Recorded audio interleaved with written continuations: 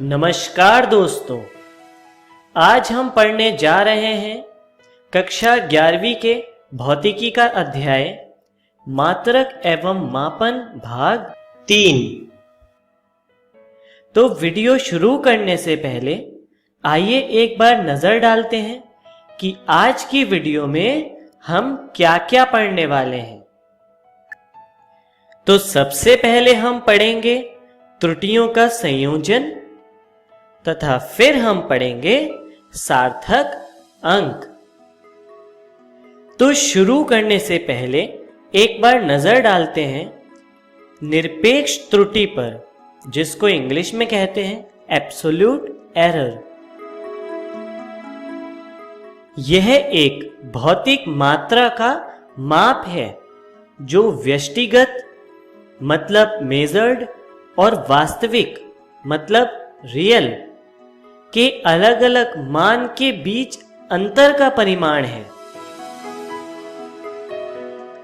यदि किसी भौतिक राशि को n बार मापा जाए और यदि उसके मान a1, a2, a3 and so on हैं, तो उस राशि का अंकगणितीय औसत होता है am बराबर 1/n सबमिशन ऑफ ai, जिसकी लिमिट होती है 1 से लेकर n तक।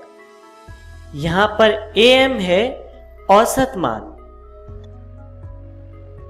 चलिए हम आगे बढ़ते हैं और निरपेक्ष त्रुटि को देखते हैं। हमारे प्रथम मापन में निरपेक्ष त्रुटि इस प्रकार होगी, जिसे हमने लिखा है डेल्टा a1 बराबर am माइनस a1, जहां पर am औसत मान है। इसी प्रकार द्वितीय मापन में त्रुटि होगी डेल्टा a2 बराबर am माइनस a2, और इसी तरह तृतीय मान में त्रुटि होगी डेल्टा a3 बराबर am माइनस a3। चलिए अब हम आगे बढ़ते हैं और त्रुटियों का संयोजन पढ़ते हैं। इसमें हम 5 प्रकार से त्रुटि पढ़ेंगे, जिसमें पहला है संकलन की त्रुटि, दूसरा है व्यवकलन की त्रुटि, तीसरा है गुणनफल की त्रुटि, चौथा है भागफल की त्रुटि, तथा 5वें नंबर पर है मापित राशि की घातों के प्रकरण में त्रुटि। चलिए आगे चलते हैं और संकलन की त्रुटि से शुरू करते हैं।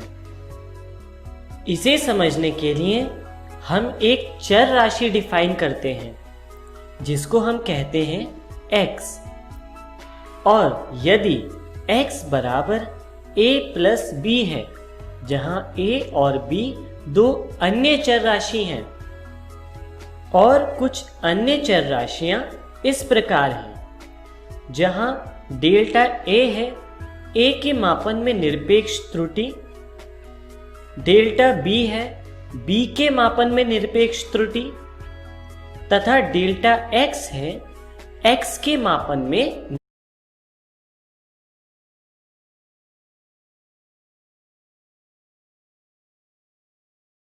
निरपेक्ष त्रुटि। तो इसके लिए x के मापन में अधिकतम निरपेक्ष त्रुटि होगी डेल्टा x बराबर plus minus delta a plus delta b। चलिए आगे बढ़ते हैं और व्यवकलन की त्रुटि को समझते हैं। इसे समझने के लिए भी हम फिर से एक चर राशि को डिफाइन करते हैं, जो हम लिखते हैं x बराबर a माइनस b,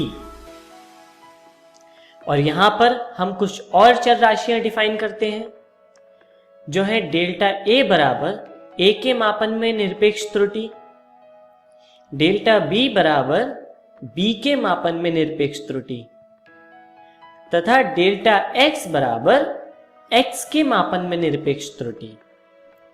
तो यहां पर x के मापन में अधिकतम निरपेक्ष त्रुटि होगी डेल्टा x बराबर plus minus delta a plus delta b। चलिए आगे बढ़ते हैं और गुणनफल की त्रुटि पर नजर डालते हैं। इसके लिए भी हम चर राशि डिफाइन करते हैं, जिसको हम इस तरह से लिखते हैं, जहां x बराबर a गुणा b है और कुछ और राशियां इस प्रकार है, जहां डेल्टा a है a के मापन में निरपेक्ष त्रुटि, डेल्टा b है b के मापन में निरपेक्ष त्रुटि तथा डेल्टा x है x के मापन में निरपेक्ष त्रुटि। तो यहां पर x के मापन में अधिकतम निरपेक्ष त्रुटि होगी डेल्टा x बराबर plus minus x into delta a बटे a प्लस डेल्टा b बटे b। और इसी तरह हम आगे चलते हैं और भागफल की त्रुटि पर नजर डालते हैं। इसके लिए भी हम एक चर राशि डिफाइन करते हैं, जिसको हम इस तरह लिखते हैं, जहां x बराबर है a बटे b के और कुछ अन्य चर राशियां इस प्रकार हैं, जहां डेल्टा a है a के मापन में निरपेक्ष त्रुटि, डेल्टा b है b के मापन में निरपेक्ष त्रुटि तथा डेल्टा x है x के मापन में निरपेक्ष त्रुटि। तो यहां पर x के मापन में अधिकतम निरपेक्ष त्रुटि होगी डेल्टा x बराबर प्लस माइनस x गुणा delta a upon a plus delta b upon b।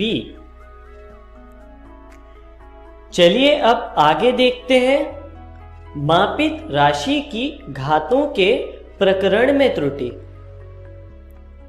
इसके लिए हमने एक चर राशि डिफाइन की है x बराबर a स्क्वायर, जिसको हम गुणनफल के रूप में लिख सकते हैं a गुणा a।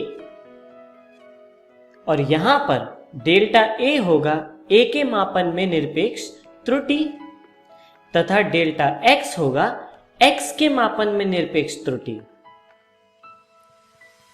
और यहां पर x के मापन में अधिकतम निरपेक्ष त्रुटि का मान होगा डेल्टा x बराबर प्लस माइनस 2x गुणा डेल्टा a बटे a।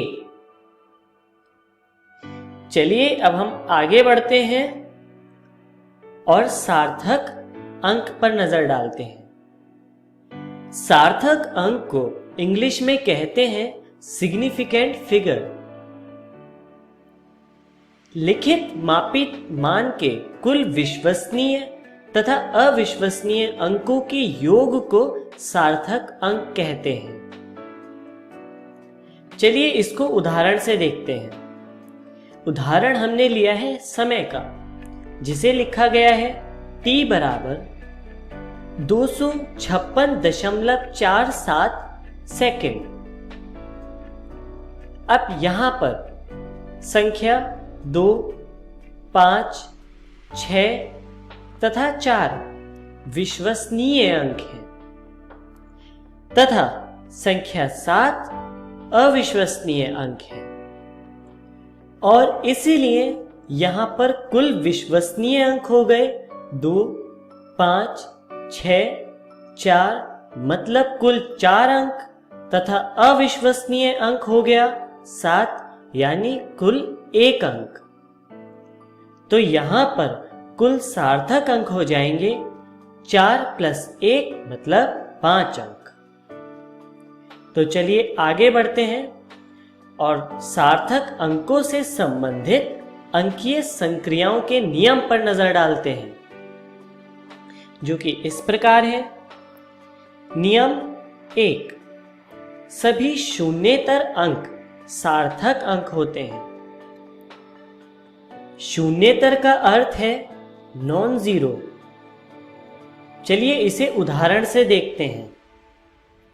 उदाहरण में x का मान है 359, जिसमें कुल सार्थक अंक होंगे 3, क्योंकि इसमें सभी अंक शून्येतर हैं।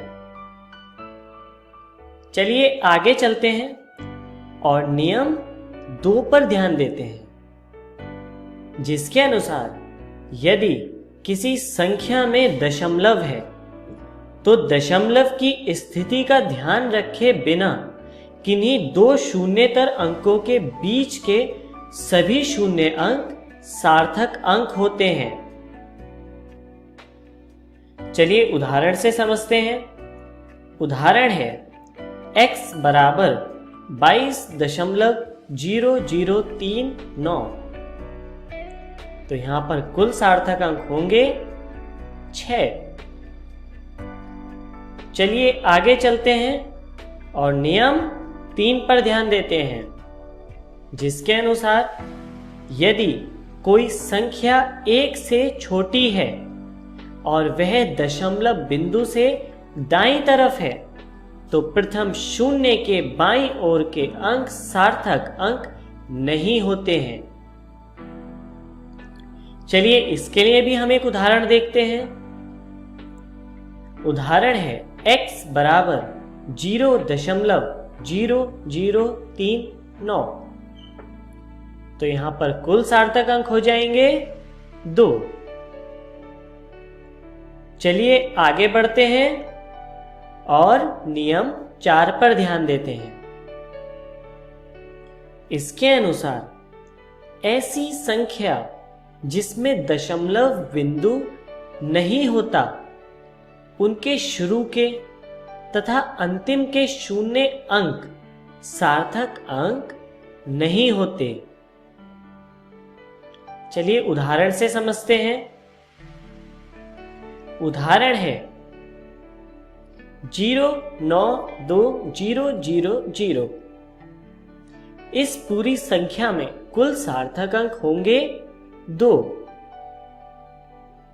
तो चलिए हम आगे बढ़ते हैं और देखते हैं कि आज की वीडियो में हमने क्या क्या सीखा। सबसे पहले हमने पढ़ा त्रुटि विश्लेषण। उसके बाद हमने जाना सार्थक अंकों के नियम। तो चलिए आगे बढ़ते हैं और देखते हैं कि अगली वीडियो में हम क्या सीखने वाले हैं। तो अगली वीडियो में हम जानेंगे भौतिक राशियों की विमाएं। धन्यवाद।